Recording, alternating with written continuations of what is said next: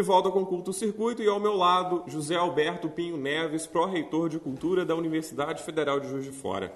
Zé Alberto, o Ministério da Cultura apoia projetos culturais, principalmente através de duas leis, a Lei Rouanet e a Lei do Audiovisual. Na sua opinião, elas estão sendo efetivas, ou seja, elas de fato vêm para ampliar a cultura do brasileiro? Sim, claro. Eu acho que são dois instrumentos importantes para, a consolidação da cultura. Uma das coisas que deve ser considerado é que essas experiências possíveis, negativas ainda, que possam ser decorrentes do uso desses dois instrumentos, deve-se também que o Ministério da Cultura é um ministério novo, relativamente novo. Então, ele também está procurando encontrar o seu caminho. O Ministério da Cultura era, anteriormente, ligado ao Ministério da Educação e Cultura. Quando passou a ser Ministério da Cultura, é que se estabeleceu essa possibilidade de ampliar os instrumentos de incentivo à cultura. Então, esses instrumentos são importantes e acho que a prática deles é que vai fazendo esse aperfeiçoamento no dia a dia. E mesmo porque também nesse dia a dia, da prática do instrumento, existem questões outras que possam surgir, que são não só questões sociais, culturais, mas também tecnológicas. Então, eu acho que isso aí, os instrumentos têm que ir se aperfeiçoando. Existem muitas pessoas que falam e reclamam, recebem críticas dos projetos como a Lei Rouanet, que demora muito, é moroso, às vezes há uma dependência dos autores do projeto em relação aos projetos de lei, às leis. Essas críticas procedem? Qual que é a sua opinião sobre isso? Eu acho que essas críticas elas procedem, eu acho que é o que eu chamo de aperfeiçoamento. Às vezes você tem um instrumento colocado, mas tem que se aperfeiçoar essa trajetória, esse caminho, esse percurso até chegar à fase final do instrumento. Eu acho que essa regionalização que o Ministério da Cultura até coloca, através de suas secretarias em diversos estados, nas regiões, tem visado facilitar essa questão do percurso do seu projeto até chegar ao julgamento final. E acho que a partir do julgamento final, você ainda tem aquela etapa de você captar o recurso, no caso da Lei Rouanet. Então, é uma outra trajetória. Agora, existem já coisas que já estão sendo encaminhadas, muitas vezes, e quase sempre, que são projetos que vão para a Lei Rouanet já com um aval de um patrocinador que está interessado no projeto. Então, isso já facilita um pouco mais. Mas eu acho que essa rapidez tão reclamada ainda deixa um pouco a desejar. A Lei Estadual de Incentivo à Cultura, aqui em Minas Gerais, ela também premia nas partes de música, literatura e cinema. Você poderia falar um pouquinho para a gente como que que esses projetos funcionam na lei, na esfera estadual?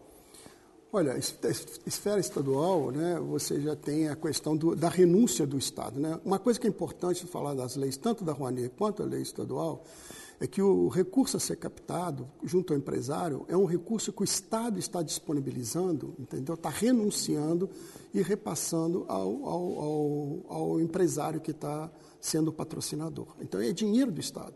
Isso é uma das coisas que mais me preocupa.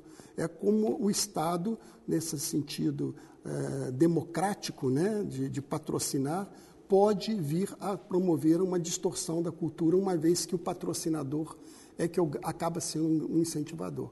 Quer dizer, a questão de mérito é julgada pelo Estado, tanto a federação quanto o Estado, mas nem sempre essa questão de mérito é que prevalece, porque existem projetos que possam ter uma qualidade excelente, outros que possam ter uma qualidade razoável, outros que possam ter sendo incentivados e aprovados e que possam ter uma qualidade duvidosa, e que o patrocinador é que vai decidir que produto fazer. Então, entendeu? É, na verdade, o patrocinador que decide? Acaba decidindo, quer dizer, dentro desse aval que você tem, o patrocinador decide, eu vou incentivar esse ou aquele produto.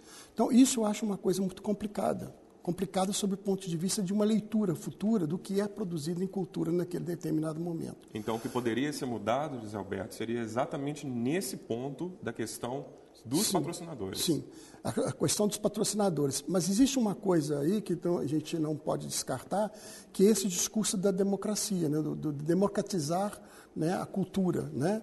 E essa democratização da cultura nós estamos relegando ao tempo, que vai ser um grande juiz, para depois julgar o que realmente foi incentivado, se aquilo representa aquele tempo ou não, se aquilo representa um marco cultural ou não, se aquilo vai se estabelecer no futuro como um produto cultural ou não. Porque a questão da qualidade não é a qualidade literária, né, que tem só em julgamento, né, o texto, a construção daquele texto, mas a que diz aquele texto também, porque aquilo pode dizer que não tem nada a ver com essa época. Vou te dar um exemplo prático, até para que as pessoas possam entender melhor o que eu digo. É tipo assim, pintar hoje um quadro impressionista é democrático deixar que uma pessoa pinte um quadro impressionista. Entendeu? O que eu gostaria de saber se esse um quadro impressionista hoje ele é a expressão desses tempos que nós vivemos. Entendeu? Que certamente não será. Essas condições do modernismo lá no final do século XIX eram umas e hoje nós vivemos outras, né? Certo? Então, acho que essa adequação ela tem que ser muito bem estruturada. Esse, no meu modo de ver, é o grande problema das leis. Incentivar, eu acho que né, deva acontecer, ter mais processos, mais verbas, entendeu? Agora, eu acho que os critérios têm que ser uns critérios rígidos, nesse sentido de que nós estamos fazendo investimento em coisas que no futuro vão representar a nossa memória.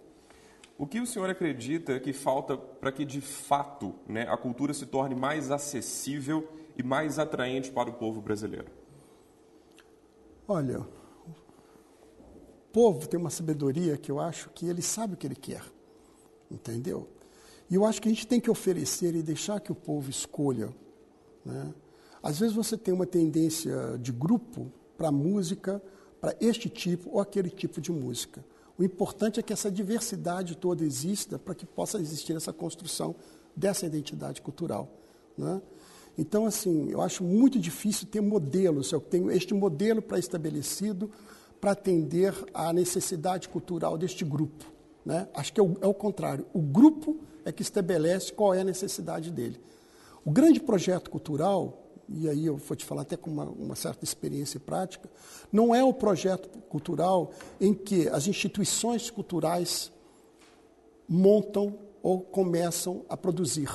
O grande produto cultural, o grande projeto cultural, e de significado, é aquele que vem à instituição e a instituição o reconhece e simplesmente vai, então, o patrocinar, vai o incentivar. Né? Esses seriam os grandes projetos culturais. Eu cito como exemplo para você, hoje, uma coisa que aconteceu ontem, que abriu no Museu de Arte Moderna, Murilo Mendes, um trabalho de um estudante remanescente aqui da Faculdade de Jornalismo, que é de comunicação, jornalismo, comunicação, que é o trabalho do Bressan, que hoje está lá no Museu de Arte Murilo Mendes, né, com uma leitura da obra do Murilo, com tecnologias avançadíssimas, coisas que eu, enquanto pró-reitor, não teria uma visão de construir aquele projeto, entendeu? Mas acho que, enquanto pró-reitor, me cabe julgar a relevância daquele projeto dentro da renovação da leitura do Murilo, né? E está lá exposto para que as pessoas vejam o quanto que aquilo é relevante. Então, é uma associação de uma inserção acadêmica, né, de um estudante que, por acaso, é ex-estudante, parece que ele faz mestrado aqui ainda, mas que traz essa inserção acadêmica dentro de um projeto maior que essa consolidação da memória do Murilo Mendes. Então, assim, e reconhecer isso, que ele também foi contemplado, me parece que pela lei de incentivo Murilo Mendes, associado com uma outra instituição. Quer dizer, isso é que é importante na construção de projetos. Os bons projetos são os que vêm até a gente, não são aqueles que nós levamos para lá. Entendeu? Certo. Iremos para um breve intervalo e já voltamos a conversar com José Alberto Pinho Neves, pró-reitor de Cultura da UFJF. Nós vamos falar sobre a cultura em Juiz de Fora. Não saia daí.